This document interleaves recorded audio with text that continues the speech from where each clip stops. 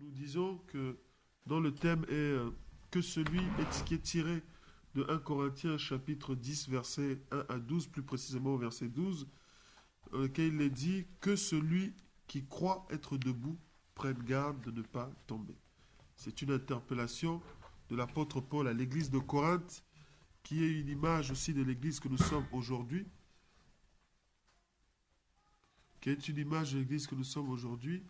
et qui a besoin de se remettre en cause et de prendre le temps de s'assurer qu'elle est toujours avec Dieu.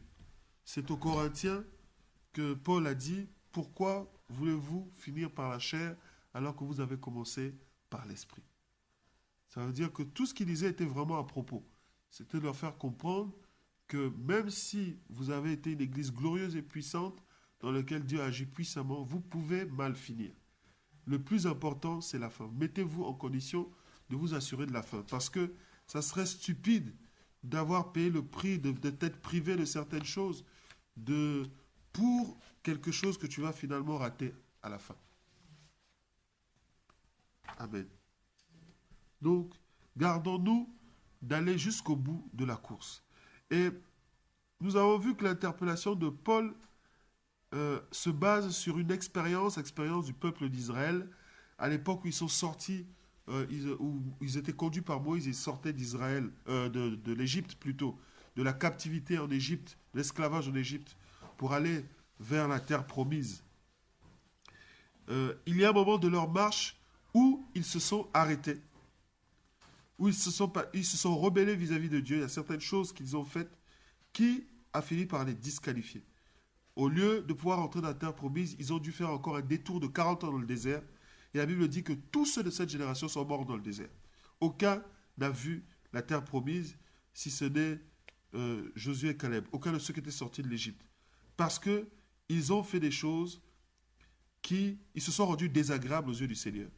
Nous avons vu que du verset 1 au verset 4 d'un Corinthien, d'ailleurs je voudrais qu'on relise le texte pour qu'on se mette dans l'ambiance de l'enseignement. 1 Corinthiens, chapitre 10, versets 1 à 12. Je voudrais deux versions. Donc, toi, tu as la version français courant. Je voudrais aussi qu'on le lise dans la version du Semeur. Donc, je vais lire le Semeur. Vas-y. La parole du Seigneur. Je veux que vous vous rappelez, frères, ce qui est arrivé à nos ancêtres du temps de Moïse. Ils ont tous été sous la protection du nuage et ils sont tous passés à travers la mer Rouge. Dans le nuage et dans la mer, ils ont tous été baptisés en communion avec Moïse. Ils ont tous mangé la même nourriture spirituelle et ils ont tous bu la même boisson spirituelle. Ils buvaient en effet au rocher spirituel qui les a accompagnés et ce rocher était le Christ. Pourtant, la plupart d'entre eux ne furent pas agréables à Dieu. Et c'est pourquoi ils tombèrent morts dans le désert. Ces événements nous servent d'exemple pour que nous n'ayons pas de mauvais désirs comme ils en ont eu. Ne vous mettez pas à adorer des idoles comme certains d'entre eux l'ont fait. Ainsi que le déclare l'Écriture, les gens s'assirent pour manger et boire, puis ils se levèrent pour se divertir. Ne nous livrons pas non plus à la débauche comme certains d'entre eux l'ont fait. Et 23 000 personnes tombèrent mortes en un seul jour. Ne mettons pas de Christ à l'épreuve comme certains d'entre eux l'ont fait. Et ils moururent de la morsure de serpent.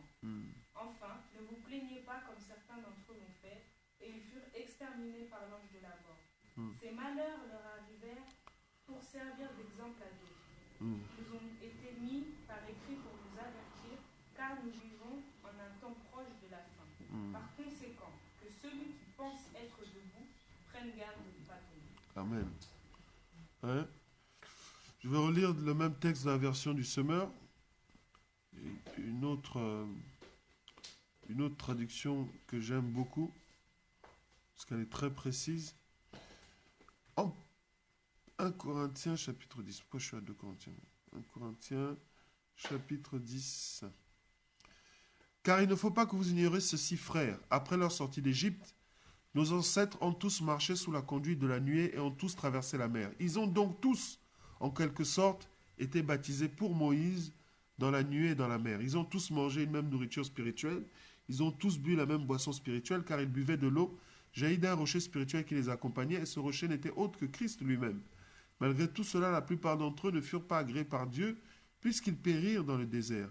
Tous ces faits nous servent d'exemple pour nous avertir de ne pas tolérer en nous de mauvais désirs, comme ceux auxquels ils ont succombé. Ne soyez pas idolâtres, comme certains d'entre eux l'ont été selon ce que rapporte l'Écriture. Le peuple s'assit pour manger et pour boire, puis se levèrent tous pour se divertir. Ne nous laissons pas entraîner à l'immoralité sexuelle, comme firent certains d'entre eux, et en un seul jour, il mourut 23 000 personnes. N'essayons pas de forcer la main au Christ, comme le firent certains d'entre eux, qui pour cela périrent sous la morsure des serpents. Ne vous plaignez pas de votre sort, comme certains d'entre eux qui tombèrent sous les coups de l'exterminateur. Tous ces événements leur sont arrivés pour nous servir d'exemple. Ils ont été mis par écrit pour que nous en tirions instruction, nous qui sommes parvenus au temps de la fin. C'est pourquoi, si quelqu'un se croit debout, qu'il prenne garde de ne pas tomber. Amen. Donc, dans cette histoire, l'apôtre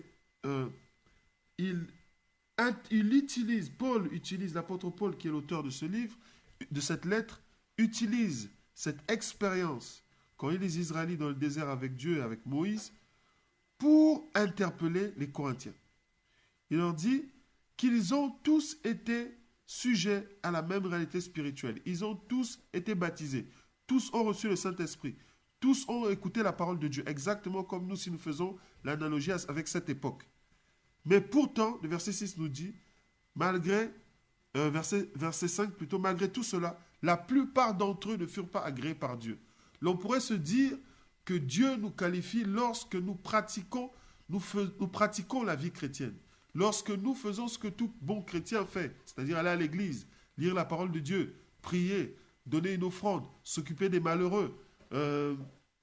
Qu'est-ce que je peux dire encore?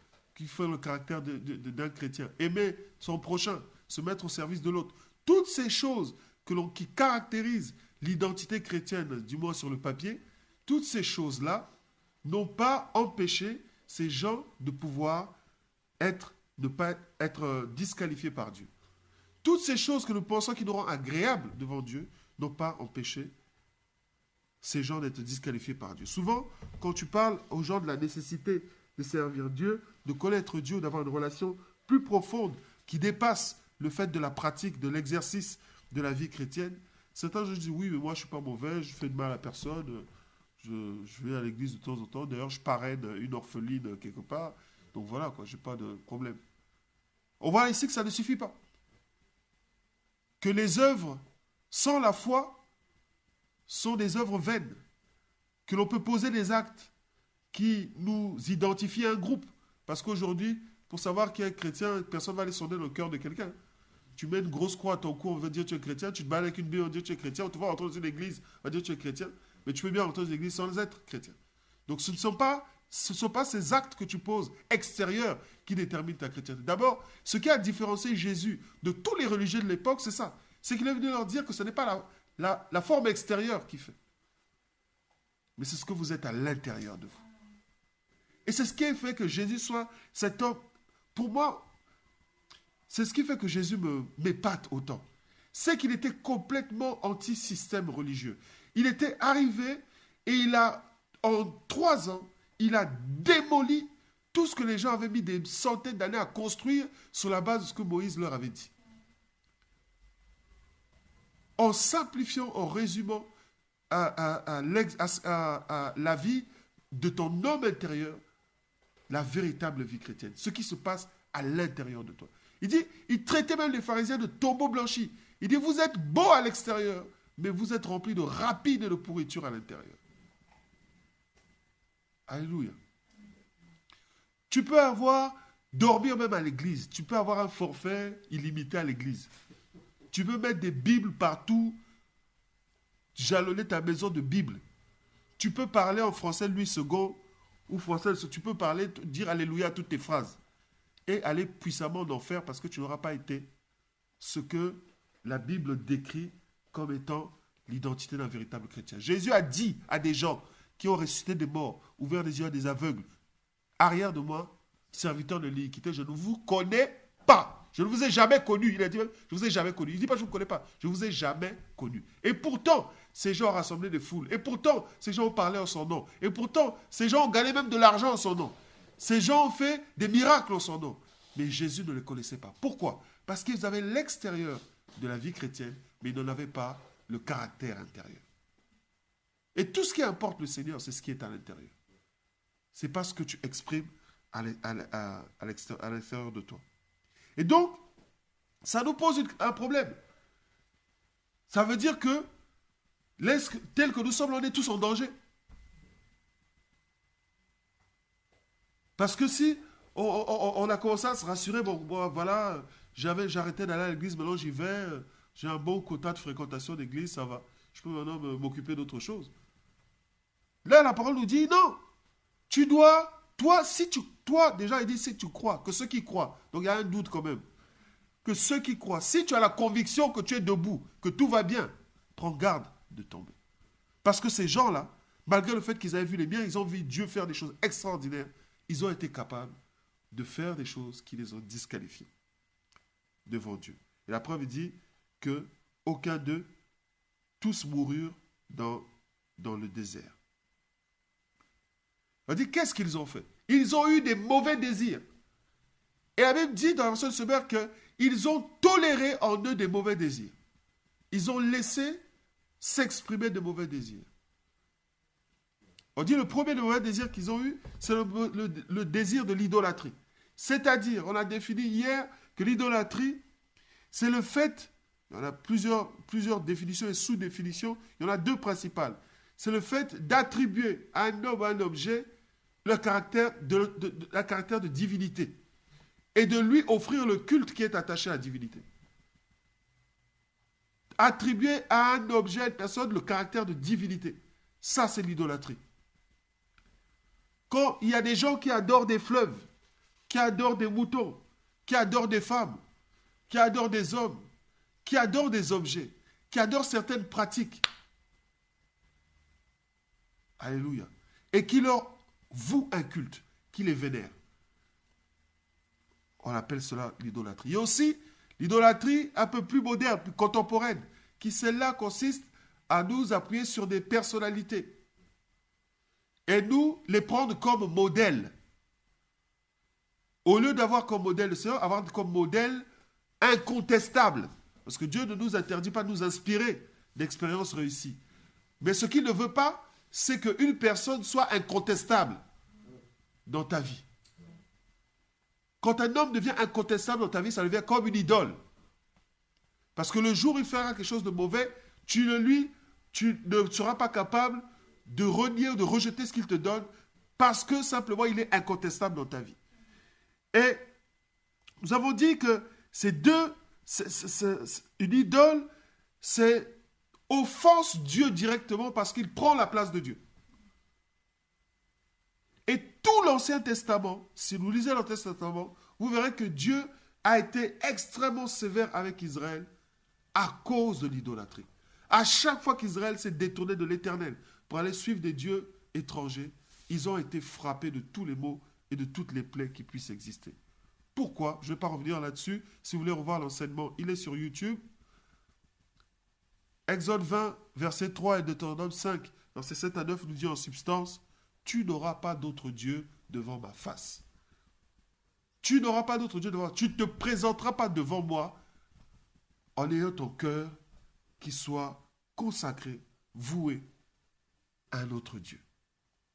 C'est un péché mortel. Et la plupart de ceux qui ont remplacé Dieu dans leur vie ont fini par connaître le chaos. Tant que ça peut prospérer, tant que Dieu ne se lève pas. Nous avons vu des gens qui se sont considérés comme des faux dieux, qui ont prospéré. Mais du jour où l'Éternel se lève, tous ceux qui se sont élevés au rang de Dieu, ça baisse devant lui, fléchissent, meurent. Nous avons bien, il y a une chose, un bémol, un point que nous avons soulevé, c'est qu'il n'est pas question ici d'idolâtrie. On parle ici de désir, c'est-à-dire une aspiration à la volonté de combler un manque. Et s'il y a eu un désir d'idolâtrie, c'est-à-dire de remplacer, de donner, de vénérer un objet, une personne autre que l'Éternel, ça veut dire qu'il y avait un vide, un manque de Dieu dans nous. L'homme a en lui la pensée de l'éternité. C'est-à-dire qu'il cherche, dès sa naissance, un repère qui soit au-dessus de lui. Il le cherche en tâtonnant. Il ne sait pas trop ce que c'est, mais il sait qu'il y a quelqu'un qui est au-dessus de lui, qui a fait toutes choses. Et Jésus est venu pour révéler justement le Dieu que l'humanité cherche. Pour dire, celui que vous cherchez, c'est lui, c'est l'Éternel. Et au lieu de rechercher l'Éternel, les hommes comblent ce besoin de Dieu par autre chose. Il y en a qui sont fans de Lady Gaga et qui s'habillent comme elle. Vous imaginez qu'il y a des gens qui vont voir un chirurgien esthétique avec la photo de leur idole pour dire je veux lui ressembler. C'est mon idole. Dieu ne m'a pas bien fait. Corrige. Je voulais être lui, je veux être lui. Quand vous regardez les émissions où il y a plein de psychopathes, là, les témoignages, je ne sais pas quoi. Comment ça s'appelle ça? Non. Non, elle est tellement vraie, je ne sais pas quoi. Non, confession intime. Des gens qui... Le type néglige sa femme pour sa voiture. Non, l'autre, il est tellement fan de Johnny Hallyday que toute la maison, c'est Johnny Hallyday partout. La femme est fatiguée. Quand tu te lèves, il y a un poster en face du lit, c'est Johnny Hallyday qui fait « Optic Devil !» Elle est là. Donc, il est partout. Elle n'en peut plus. Le type, tu regardes, il est tatoué de Johnny, vêtements Johnny, tout. C'est son obsession. Un désir obsessionnel. C'est ça qui nous mène à remplacer, à quoi ça s'appelle, avoir de mauvais désirs. C'est là où le désir devient mauvais, quand il devient obsessionnel. Alléluia. Si je n'ai pas ça, je ne suis pas tranquille. Si je ne parle pas à Albertine aujourd'hui, je ne vais pas dormir. Tu te balades avec 4 chargeurs et 15 batteries parce que tu veux à tout prix que ton téléphone soit chargé, parce que tu ne veux pas rater l'appel d'Albertine. Et tu es là tout le temps. Une fois, tu vois les regards de téléphone tout le temps. C'est pas qu'ils cherchent à... Non, ils voient s'il y a un appel. Et puis, il s'assure, non, il y a la batterie, non, ça marche. Il y a le réseau. Si tu es en train de parler avec toi, il n'y a pas de réseau, il va se déplacer. Mettons-nous parler. Tu comprends pourquoi il va se déplacer? Au fond, il va être dans un, il y a le réseau, parce qu'Albertine va l'appeler. Ah, God! Et on est tellement... Et comme ça nous fait plaisir, donc on ne se rend pas compte d'à quel point c'est offensant pour Dieu. Parce que la Bible dit justement, après ça, il s'assire pour se divertir. La notion d'idolâtrie amène souvent la notion de réjouissance. Souvent dans les moments de fête, de réjouissance, de joie, que l'on perd ses repères et qu'on se détourne et on donne à un homme ou à un objet ce que l'on doit donner à Dieu. Le deuxième mauvais désir qu'ils ont eu, c'est le désir d'impudicité. Alors, on va bien prendre le temps de décortiquer ce qui est dit là. Pour ça, on va s'étaler sur 3 versions. Vous savez que le texte original est en grec et la traduction du grec, c'est une traduction qui est assez particulière parce qu'elle tient compte du contexte. Donc, ce qui fait qu'on peut avoir plusieurs traducteurs avec plusieurs interprétations différentes. Et qu'en grec, un mot peut avoir 10 sens différents. Donc, si tu ne le mets pas dans son contexte, tu peux ne pas comprendre réellement la profondeur de ce mot. Et le fait qu'il y ait autant de traductions nous permet, nous, d'avoir un regard croisé. En croisant plusieurs traductions, tu arrives à cerner vraiment un regard en 3 dimensions de ce que réellement Dieu voulait dire. Et donc, nous, on va essayer de comprendre ça aujourd'hui. Pardon. Excusez-moi. Verset 8 dit ceci. Je commence qui a la version Louis II. À la version Louis II, je veux quelqu'un avec la version Parole de vie et un autre avec la version Darby. Et moi, je lirai la version Parole vivante. Un Summer aussi. Qui a Darby? Bon, déjà Louis II. Louis II. C'est qui? Allô? Louis II Roméo. Le Summer. Le Summer, c'est BDS.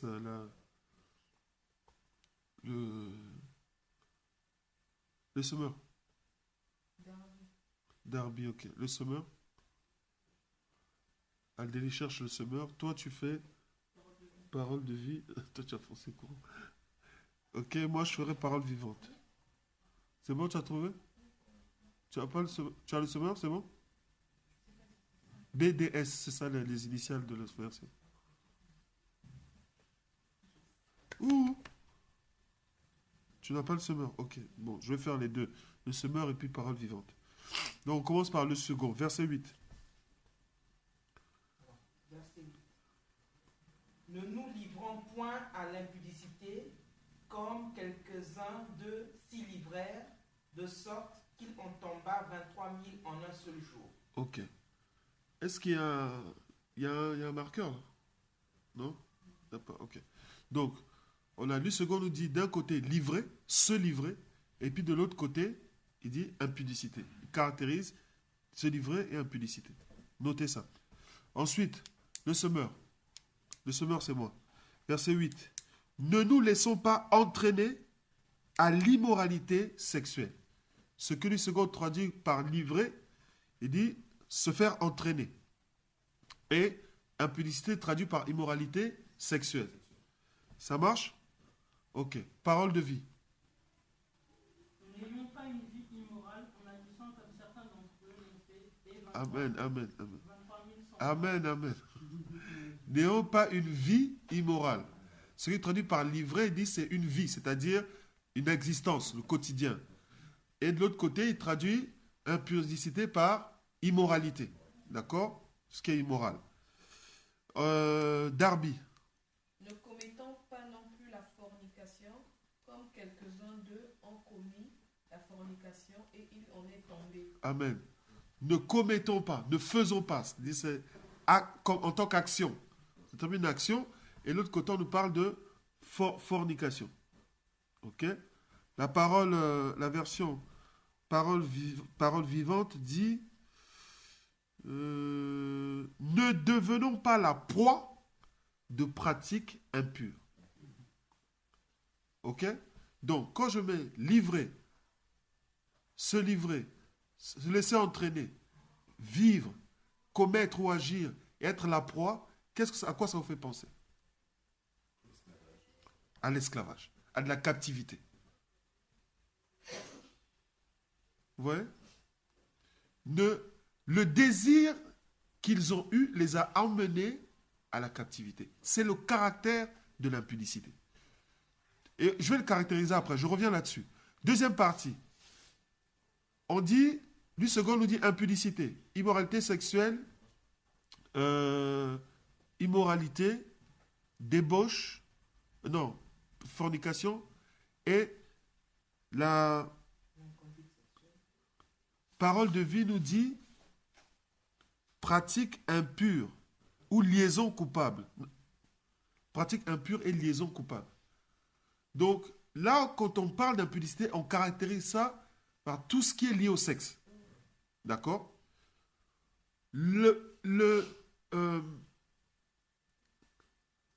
Tout ce qui est, toutes les œuvres qui sont liées, attachées autour du sexe, ont un caractère, c'est que c'est un caractère d'esclavagisation.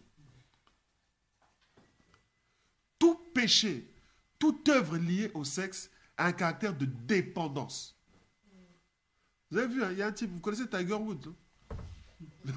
le golfeur Tiger Woods. Ça m'a fait rire. Il allait en cure de désintoxication parce qu'il était incapable d'être abstinent. Pour boulimie sexuelle. C'est-à-dire le gars tirait sur tout ce qui bougeait. Il était obligé d'aller à l'hôpital pour qu'on puisse le sevrer. Alléluia. Vous voyez, un mauvais désir, ce désir-là, les a emmenés à la captivité vis-à-vis de l'impudicité. À devenir captif. Je parle français bizarrement comme ça. À être captif de l'impudicité, particulièrement de l'impudicité sexuelle. Donc, le désir est souvent la conséquence de la convoitise, de ce que tu recherches. Et comment c'est arrivé? En fait, dans ce passage, de quelle histoire il parle? On va aller dans le livre de Nombre. On va voir, vous expliquer de quelle histoire il parle. Nombre 25, à partir du verset 1, c'est ce passage-là dont parle Paul quand il dit que tant de personnes avaient été mortes. En fait, ils étaient 24 000 à mourir, mais on a 23 000 qui sont morts en un jour. Donc après, il y a une autre qui sont morts. On part dans Nombre chapitre 25.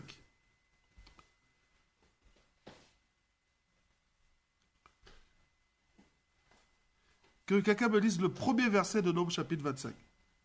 Israël était installé à Sittim. Mhm. Le peuple commença alors à se livrer à la débauche avec les femmes moabites. Voilà. Ils étaient en route vers la terre promise. Et ils devaient passer sur les terres d'un peuple qu'on appelle les Moabites. Et ils arrivent sur cette terre-là pour se reposer. Après l'épisode qu'il y a eu avec le prophète Balaam, je vous laisserai, vous lirez vos Bibles. Et qu'est-ce qui se passe? Ils rencontrent des filles. Une ville où il y avait beaucoup de filles. Et tous, ils ont commencé à convoiter. Les désirs sont venus là, parce qu'ils ont dû marcher longtemps et tout ça. Ou peut-être ils étaient un peu fatigués. Les filles qui étaient avec eux étaient peut-être tordues. Et puis ils ont commencé à voir des filles 1m80, avec ce qu'il faut là, il faut, blondes aux yeux bleus, j'en sais rien. Ils ont commencé à dire, oh, quand on voit ce qui existe et quand on voit ce qu'on a vraiment, on a envie d'aller vers ce qu'on n'a pas. Et ils ont été attirés, exactement comme l'explique Jacques. Chacun est amorcé par la convoitise quand il nous explique le processus du péché. Le péché, ce n'est pas un acte, c'est un processus. Chacun est amorcé, c'est-à-dire préparé. On amorce une arme, clac, clac, engagé, parce qu'il a convoité. Frère, quand une sœur passe, tu as regardé, tu dis, ah, je bénis Dieu, hein. Dieu a fait une belle femme. Arrête-toi là. Si tu commences à regarder une deuxième fois, ça veut dire que c'est un problème. Vous savez, spirituellement, l'intention vaut l'action. Vous savez ça? La Bible dit que celui qui regarde une femme pour la convoiter a commis l'adultère avec elle. Donc si tu regardes ma femme, tu ne faut pas regarder ma femme. Alléluia. Ouais. Donc, il y a des regards qu'il faut arrêter. C'est-à-dire quand tu sens que tu te tiens même la tête, je ne veux pas regarder.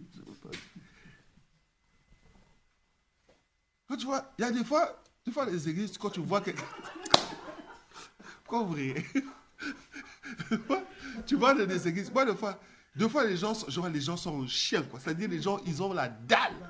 Tu vois un frère rentrer, le gars, on l'a jamais vu, quoi. Première fois, il arrive à l'église.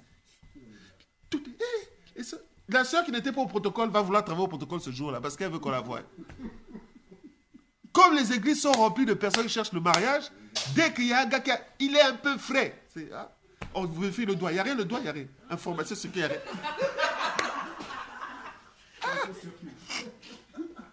Là, ce jour-là, si la sœur chantait, elle va bien taper quelque part, là. Ah. Oh non, c'est moi, je l'ai remarqué en premier. Eh non, c'est moi. Les hommes, c'est pareil. Tu as des frères dans les églises, il a demandé en fiançailles même 25 filles dans la même église. C'est-à-dire, tout le monde le connaît. 25 filles. Parce qu'il est incapable de se tenir. Parce qu'il est sous la pression. Vous savez, dès l'instant où tu convoites, tu mets une pression en toi. Quand tu laisses la convoitise s'installer, tu mets une pression en toi. Et le désir de la chair a ceci de dangereux, c'est que tant qu'il n'est pas assouvi, il ne va pas se taire. Alléluia. C'est comme, bizarrement, c'est comme le jour où tu décides de jeûner, que ton nez devient d'une sensibilité extraordinaire. Tu es capable de savoir quelle sauce elle a mis. Ça, c'est de l'estragon. Parce que tout est éveillé en toi. Ta sensibilité, en fait, ça veut dire quoi? Mange. Dès que tu auras mangé même un peu seulement, la faim va disparaître. Tu dis, mais pourquoi j'ai fait ça? Le but, c'est simplement de te culpabiliser pour que tu abandonnes ce que tu veux faire. Je vous dis honnêtement, à moins que vous soyez un bandit, mais toutes les personnes qui ont chuté dans un péché, qui ont été dans l'adultère, ne sont jamais sorties de là joyeux. Au contraire, tu te sens coupable. Mais tu te demandes, mais comment tu es arrivé là? Bizarrement, cette pression ça te donne l'impression que si tu ne le fais pas, tu vas même mourir. Mais tout ce qu'il faut faire à ce moment-là, c'est seulement éloigner le sujet de convoitise. Quand tu éloignes le sujet de convoitise, tu vas voir que la pression baisse. Alléluia. Mais si tu laisses, tu restes dans la même position. Si tu vois que la sœur prend une position bizarre, change de place. Va te mettre derrière, tu entendras la prédication. Alléluia. À l'époque où on était jeunes, engagés dans le département de la jeunesse de l'église, on était fervents d'évangélisation. Quand on nous formait à l'évangélisation de rue et tout ça, on nous mettait toujours 2 par 2. Parce qu'on disait, il faut être prudent. Et on nous racontait l'histoire d'un frère qui allait évangéliser les prostituées dans les quartiers louches là. Et il parlait, oui, le Seigneur t'aime, change de vie. Hein, tout ça. Ah oui. Et puis, non, mais ça a commencé à évangéliser devant le portail. Après, devant le portail, dans la cour. Après, dans la cour, c'est rentré dans le studio. Après, le studio, c'est lui qui a été évangélisé. Donc, c'est que, quelque part, ce n'est pas venu brusquement. Quelque part, il a commencé à regarder la sœur. Quand c'est comme ça, arrête. C'est pas toi qui vas sauver la personne. Pas. Jésus se débrouillera pour la sauver. 2 fois, oh non, je ne peux pas laisser tomber. Lui aussi, il doit avoir besoin du salut. Mais c'est toi qui es mort pour lui. C'est Jésus. Si tu sens que, au lieu de parler de la Bible, vous parlez d'autre chose. Je me rappelle la première fois où je suis venu chez celle qui est mon épouse aujourd'hui. Elle m'a fait remarquer quand je suis parti. Ah, mais bizarrement, tu es arrivé, on n'a pas prié. Ouais. D'habitude, quand on va visiter les frères et les sœurs dans l'église, dans les spirituels, on arrive, on va rendre grâce au Seigneur, recommander au Seigneur ces moments. Mais le frère est arrivé, il rentre dans les causeries, après quand il part, il n'a pas prié. Ça a fini aujourd'hui, mais on est mariés. Amen. Il dit, vous voyez, il y a en face un désir qui s'installe en nous, qui nous met une pression, et ce désir va avoir un seul objectif, répondre à la sollicitation. Répondre à la sollicitation qui est devant soi. Tout ce qui va se présenter devant soi, tu vois, tant que tu auras en toi cette pression, il ne va pas te laisser en paix. Alléluia.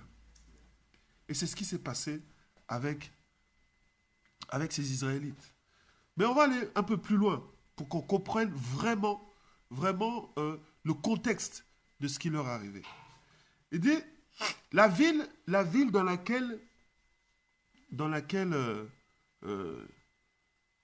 ils sont arrivés et où ils ont rencontré ces Moabites, c'est Kétim, c'est ça. Sétim.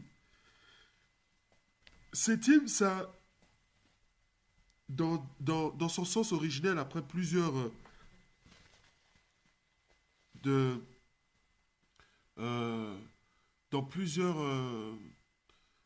quand on remonte plutôt dans le sens étymologique, ça vient du mot fouet, bâton d'acacia. En fait, ça veut dire les acacias, mais ça s'inspire d'un mot bâton d'acacia pour fouet.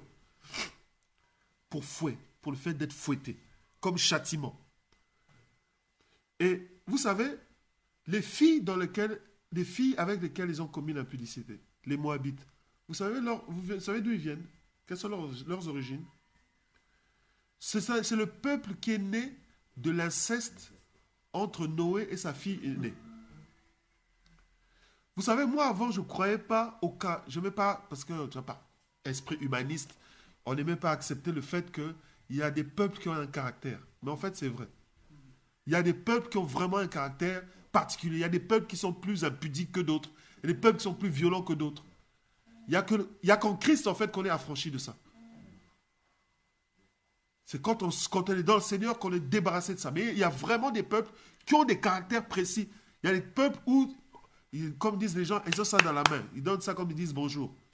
Sans problème. Et les Moabites étaient reconnus pour être des impudiques. Et ça venait justement, leur origine vient d'un inceste. Déjà, quand ce peuple était conçu dans la malédiction. Donc, c'était un pays, déjà la ville, où on est fouetté par l'impudicité. Alléluia.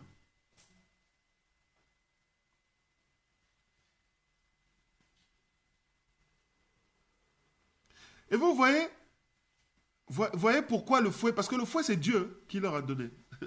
C'est là où c'était prophétique. Vous allez voir pourquoi. Lis-moi le verset 3.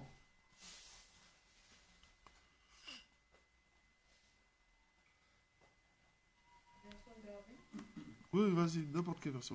Et Israël s'attacha à Baal-Péor, et la colère de l'Éternel s'embrasa. Lis le verset 2 alors, à partir du verset 2.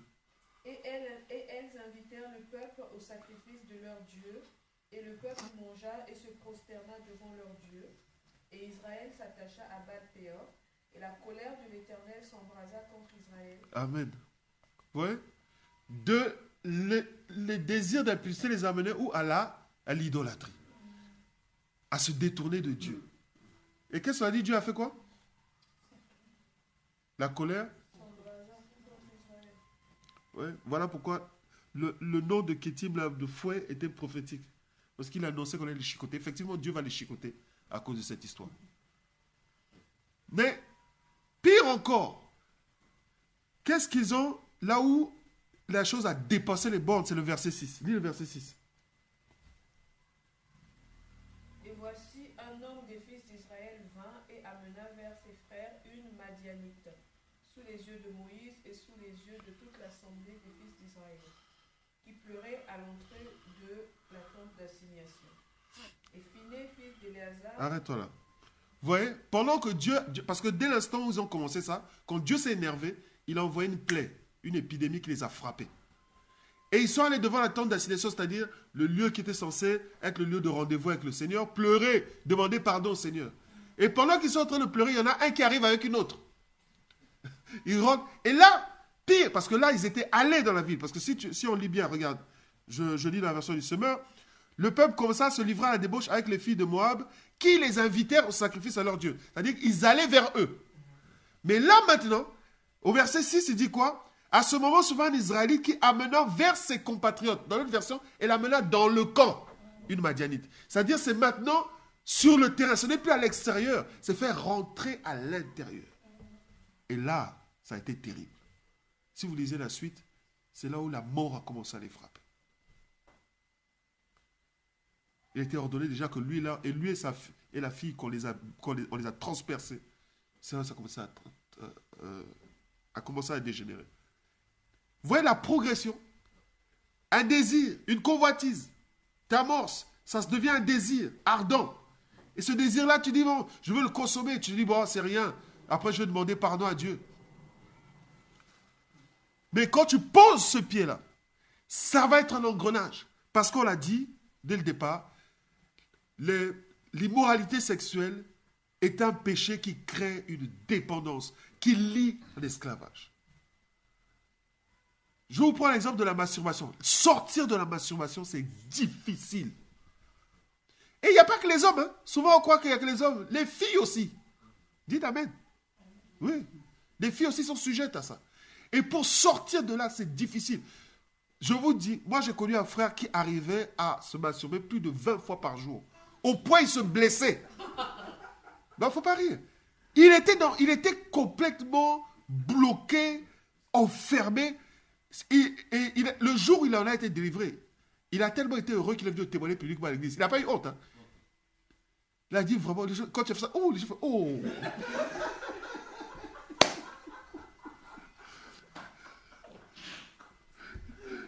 Il est venu le témoigner publiquement à l'église. Ce sont des choses dans lesquelles tu as du mal à t'en sortir. Quand vous voyez des sœurs, ne vous moquez pas. Oh, celle-là, c'est une vraie, elle est légère. C'est difficile de sortir de là. Parce que la Bible dit que celui qui est dans l'impureté pêche directement contre son propre corps. C'est-à-dire qu'il introduit dans son corps des choses étrangères. Et sachez une chose, que quand la Bible dit que celui qui s'attache, il devient une seule chair. S'attacher, c'est le même mot que rapport sexuel. Quand tu couches avec quelqu'un et que tu es dans un rapport légal ou non, il y a un transfert de réalité spirituelle entre les deux. Si tu tombes sur quelqu'un qui est maudit au cube, il transmet ta malédiction dans ta vie. Et si dans un rapport sexuel légal, il y a transfert de nature, voilà pourquoi vous voyez les gens 20 ans de mariage, quand tu les vois, ils finissent par se ressembler même. Ils pensent pareil. Combien de fois dans un rapport illégal, il peut avoir un accès à des choses impures, des démons. Il y a des gens qui ont rassemblé des démons parce qu'ils sont allés coucher avec des démons. Tu vois le garçon, tu le rencontres dans une soirée, il est, on dirait, un chewing-gum. Mais quand tu vois le matin, tu as l'impression que c'est une pierre. Ce n'est pas la même personne. Il y a des gens qui se sont réveillés, le matin, ils regardent la fille. Hey, tu es qui toi? Oh, mais c'est avec toi que je suis venu hier. Elle était belle, elle brillait dans la boîte, mais le matin, on dirait quelqu'un qui est mort vivant.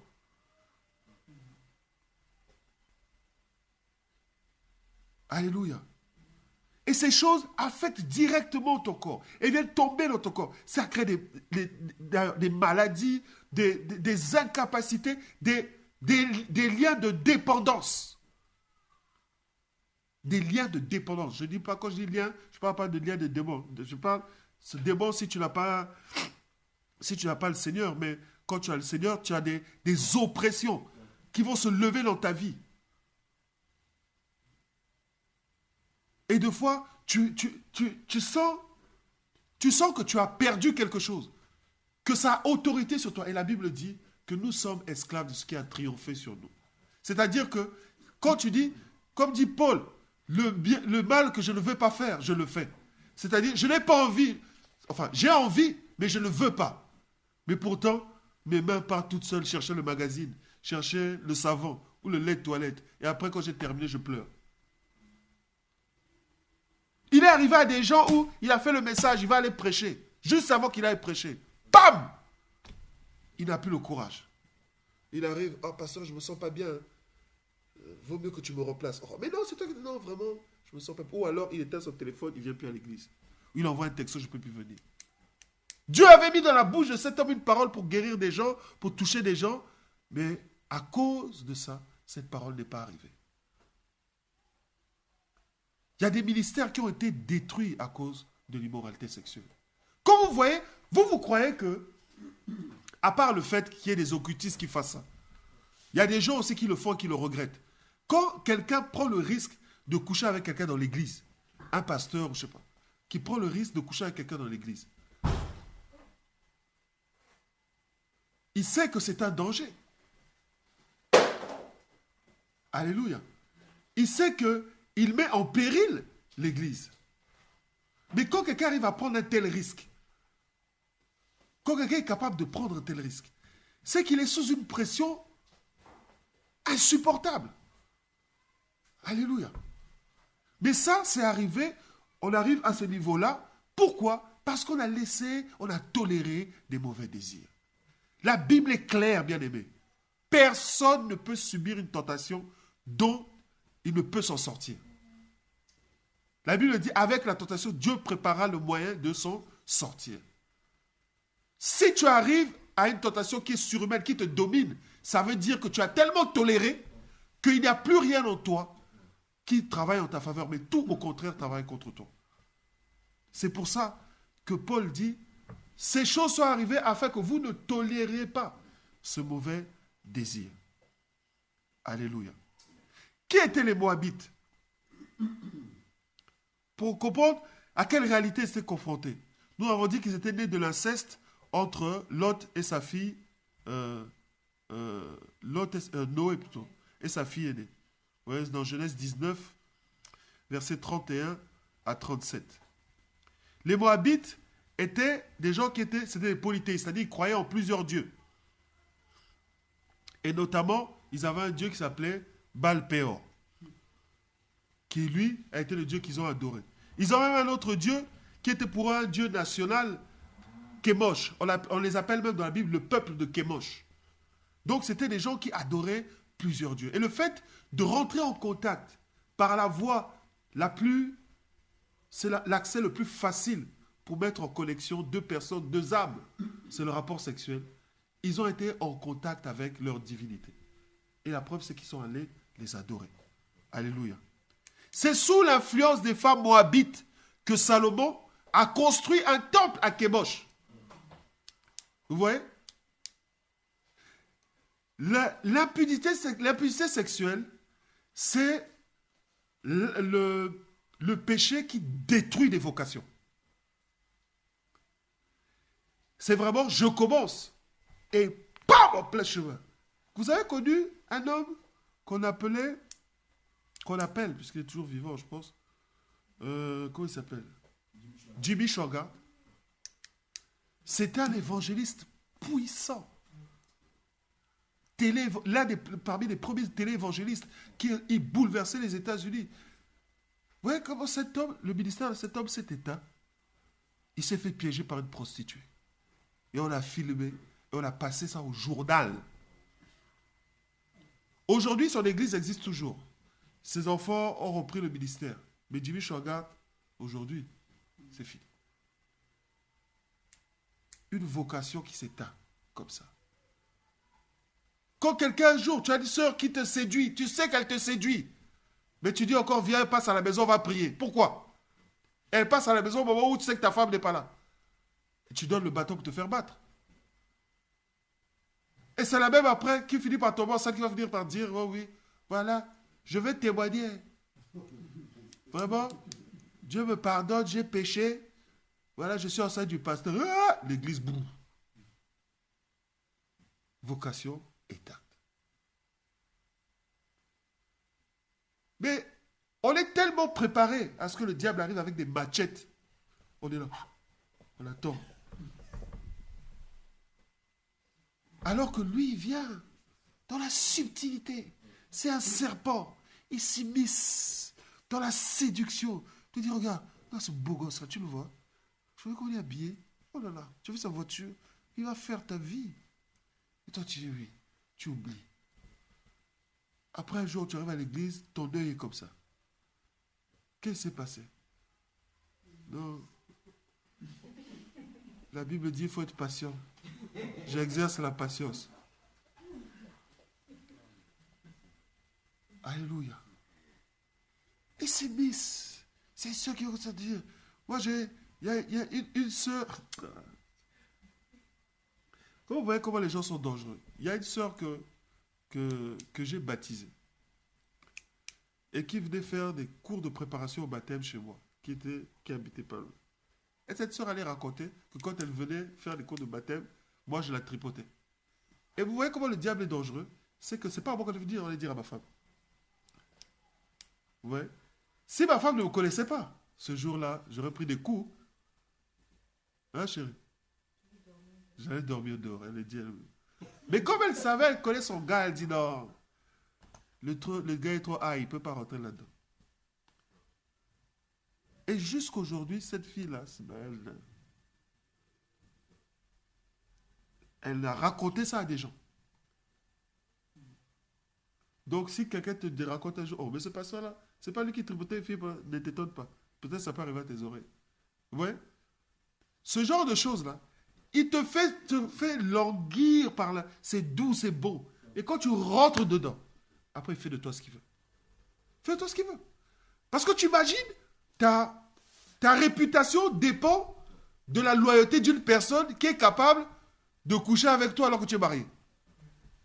Si elle se tait, tu es sauvé. Tu imagines? Seigneur, préserve-moi de ça. Seigneur, préserve-moi de ça. Parce qu'elle fait jouer avec toi.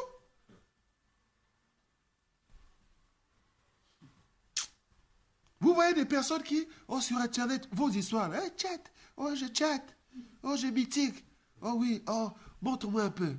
Le gars, il a la caméra, il filme, après, il met sur Internet. Et des personnes qui se sont suicidées parce que leur vie a été détruite comme ça. Attends. Prends l'eau, mets des glaçons, assois-toi dedans. Mais attends. La précipitation nous amène à faire des choses, nous amène à ouvrir la porte la boîte de Pandore. Et après, pour rattraper, c'est délicat. Je vous le dis, moi, en connaissance de cause, moi-même, je sais les dégâts que j'ai commis dans ma vie et quelles sont les conséquences que je paye jusqu'aujourd'hui. Je sais. C'est pour ça que je vous dis, toutes ces choses me sont arrivées pour vous servir d'exemple. Alléluia. Quand tu aimes Dieu, tu ne peux pas être heureux dans le péché. Ce n'est pas vrai. Le péché est une torture, une douleur. Ça dépasse même le fait d'être tapassé par quelqu'un. Quand tu aimes Dieu, bien sûr. Et ça te perturbe. Tu devais être au niveau d'être adulte, peut-être que on allait même Le pasteur Guy allait te nommer vice archipape ou vice-guitariste. Mais non, toi, tu te retrouves à être caché, seulement faire le protocole. Pourquoi? Parce que tu n'arrives pas à avancer. Dès que tu fais un pas, poum, tu chutes. Dès que tu fais un pas, poum, tu chutes. C'est pourquoi? Parce que tu laisses tolérer le mauvais désir. Bien aimé, laisse-moi te dire une chose. Je te dis, toi, ne me parle surtout pas des liens de famille.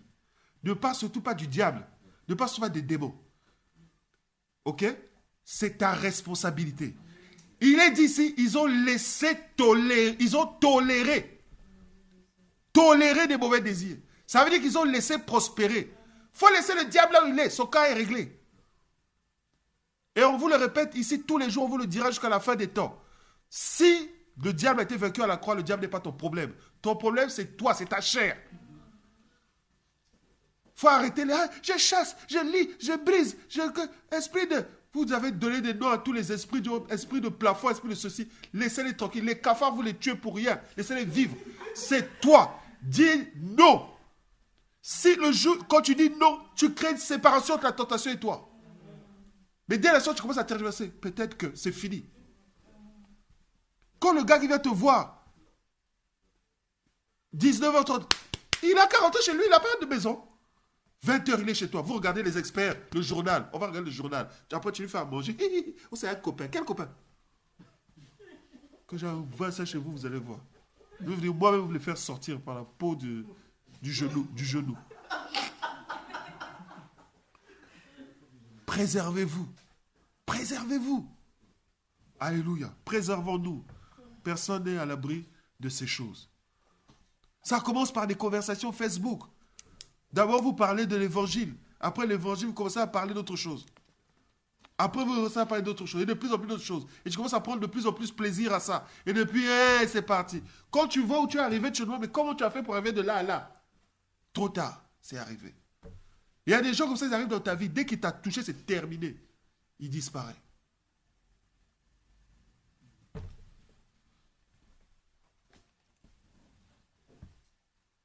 Et Salomon a été sujet à cette tentation. C'est lui qui a dit, c'est lui qui a écrit, lui qui a dit, celui qui trouve une femme trouve le bonheur. Après avoir eu 1700 princesses et 300 concubines ou l'inverse, 1000, il a conclu que non, une suffit. Parce qu'il a vu ça là où ça l'a mené. Il n'y a personne, si David a posé les bases d'Israël, il n'y a personne qui a fait prospérer Israël comme Salomon. Personne qui a... Un roi comme Salomon, il n'y en a pas eu. La rencontre, ce que Dieu a fait pour lui, c'est incroyable. Vous voyez, quand on vous dit, des réalités spirituelles ne nous protègent pas. Dieu dit à Salomon, que veux-tu que je fasse pour toi?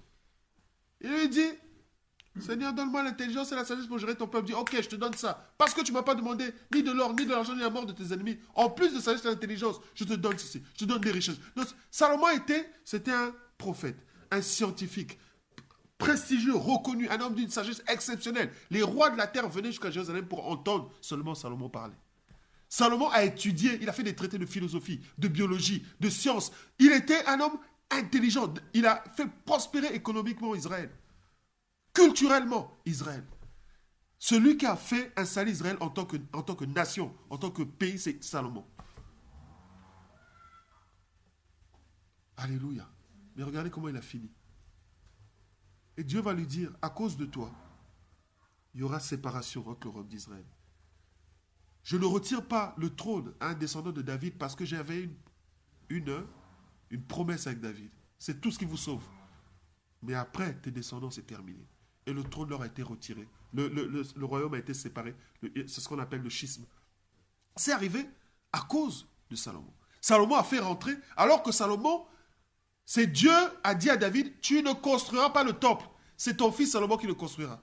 Salomon a construit le temple du Seigneur, mais il a laissé construire des temples à des idoles. Dans Israël. Il a fait tout ce qu'il ne fallait pas faire. Alléluia.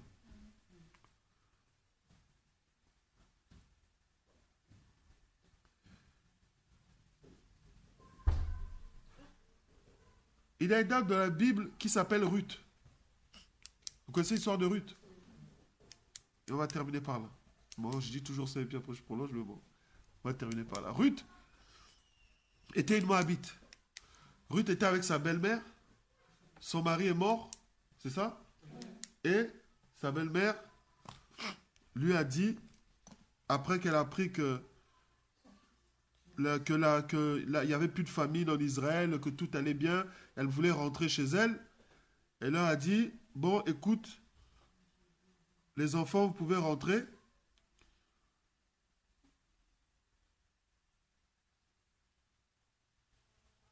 Je lis Ruth chapitre 1 verset 6. Lorsqu'elle a appris, c'est Naomi, lorsqu'elle a appris que l'Éternel était intervenu en faveur de son peuple et qu'il avait donné de quoi se nourrir, Noémie se mit en route avec ses 2 belles filles pour entrer du pays de Moab. Elle leur dit, verset 8, alors Noémie dit à ses 2 belles filles, allez rentrer chacune dans la famille de votre mère, que l'Éternel soit bon pour vous, comme vous l'avez été pour ceux qui sont morts et pour moi-même, qui vous donne à chacun de trouver le bonheur dans un nouveau foyer. Puis les embrassant pour prendre congé, les 2 jeunes femmes pleurèrent à gros sanglots et lui dirent, non, nous t'accompagnerons dans ta patrie. Noémie lui répondit, retournez chez vous mes filles. Pourquoi viendrez-vous avec moi? Je ne peux plus avoir de fils qui pourrait vous épouser. Retournez chez vous mes filles, allez, je suis trop âgée pour me remarier. Et même si je disais, j'ai de quoi espérer des enfants, je me donnerai à un mari, cette lui-même, et j'en aurai des fils. Attendrez-vous qu'ils aient grandi et renoncez-vous pour cela vous remarier? Bien sûr que non mes filles. Je suis plus affligé que vous, car l'Éternel est intervenu contre moi. Alors les 2 belles filles se mirent à sangloter. Suivez bien. Finalement, Orpa, qui est l'une des filles, embrassa sa belle-mère, mais Ruth resta avec elle. Noémie lui dit, regarde, ta belle-sœur est partie rejoindre son peuple et ses dieux. Fais comme elle, retourne vers les tiens. Écoutez la réponse de Ruth. Ruth lui répondit, n'insiste pas pour que je te quitte et que je me détourne de ta route. Pourquoi? Partout où tu iras, j'irai. Où tu t'installeras, je m'installerai. Ton peuple sera mon peuple et ton Dieu sera mon Dieu. Elle a brisé la malédiction qui était attachée à Moab en faisant cette déclaration. C'est ce qui s'est passé? Elle est rentrée automatiquement dans la postérité de Christ. Elle est devenue l'ancêtre de Jésus parce que c'est l'aïeul de David. Alléluia. Elle a brisé par le renoncement à son ancien peuple et à ses anciens dieux. Moab doit être soumis, discipliné, rejeté. Et je vais terminer par un dernier exemple. Quand vous lisez 2 Samuel, chapitre 8, verset 2. Je vais le lire, c'est important. Les Moabites ont prospéré, mais il y a quelqu'un qui a soumis les Moabites.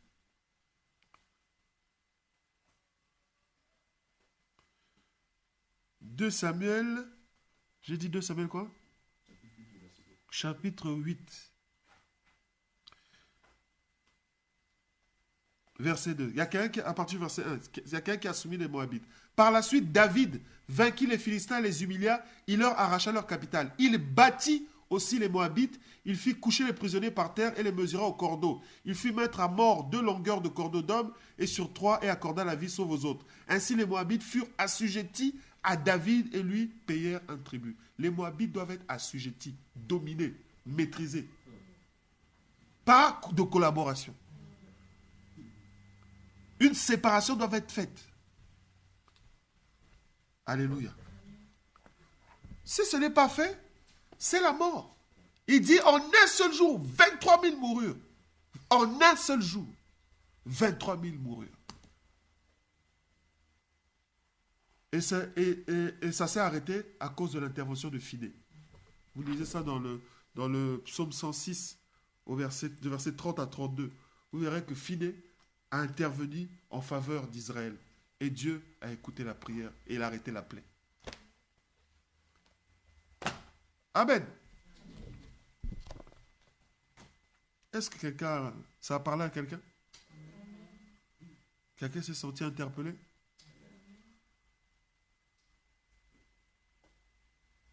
Mauvais désir d'idolâtrie. Donner de l'autorité, du respect, de la considération, plus qu'à Dieu, à une chose, à un objet. David, ta guitare peut devenir ton idole.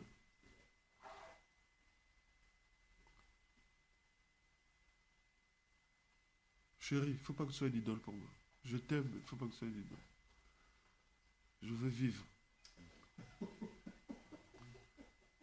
Et n'oubliez pas une chose. L'impudicité, l'immoralité sexuelle, le péché lié au sexe est un destructeur de carrière.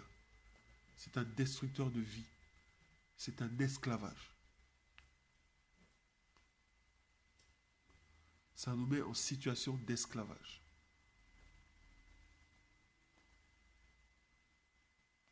C'est une chose que l'on ne fait pas, avec laquelle on ne joue pas. Le sexe, c'est quelque chose de sacré. C'est une chose merveilleuse quand c'est fait selon les règles que le Seigneur nous a données. Mais ça peut être un outil de destruction. Parce qu'une chose est claire, le diable n'a rien créé. Lui, il fait que pervertir. Et ce que la société appelle liberté, ce que ça appelle la liberté, ce n'est au fait que la perversion de ce que Dieu a créé. Je regardais une autre émission de Psychopathe, là, toute une histoire. Et tu as quelqu'un qui venait dire, oui, j'ai connu les hommes à 12 ans, je sortais avec mon voisin, et puis il venait à la maison, des fois il dormait là, les parents étaient là, ils toléraient. Et, ah! Moi là,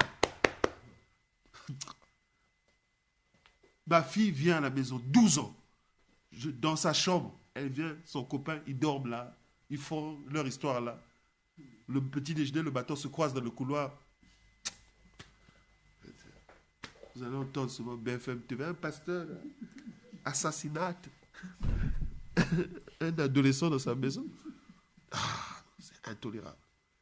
Cette société, vous qui vous appuyez, ceux qui s'appuient, je ne veux pas vous accuser, je souhaite même que ce ne soit pas votre cas, ceux qui s'appuient sur les principes, les standards de la société d'aujourd'hui, est-ce qu'ils ont conscience de la, je cherche un mot qui soit approprié, de la décadence des valeurs de la société d'aujourd'hui. Quand vous avez une télé où tout est sujet à la nudité, tout, dentifrice, on montre des fesses. Tu vas brosser quoi? Qu'est-ce que le dentifrice a à voir avec les fesses? Mais c'est un truc de... Et les gens ne se rendent pas compte. Ils appellent ça la liberté. Regardez vos trucs. Moi, je regarde toutes les émissions parce que c'est mon métier. Je suis un homme de médias. Mais il y a des choses que je vois, quand je vois les trucs des secret stories, là, les trucs de télé-réalité, là, où vous voyez des gens qui ne se connaissaient pas d'hier. Une semaine, ils sont ensemble. Oh, tu es l'amour de ma vie. Il pleure. Et la personne sort du jeu, même pas que l'heure ou d'après, le jour d'après, il est amoureux de quelqu'un d'autre. Et on trouve ça normal. C'est l'amour.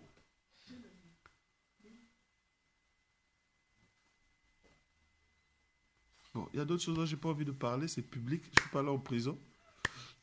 Mais vous comprenez, vous suivez mon regard. Alléluia. Est-ce qu'on peut s'incliner dans la prière ensemble? Il nous reste 3 minutes. On aura tout le temps de prier tout ça. On a la veille de prière vendredi. On priera pour toutes ces choses-là. On va revenir là-dessus. Et on va prier. Là où tu es, parle à Dieu. Et dis-lui, Seigneur, préserve-moi du désir d'impudicité. Ne me laisse pas tolérer ces choses. Parle à Dieu, élève ta voix et prie. Oh Jésus, ne me laisse pas tolérer, ne laisse pas en moi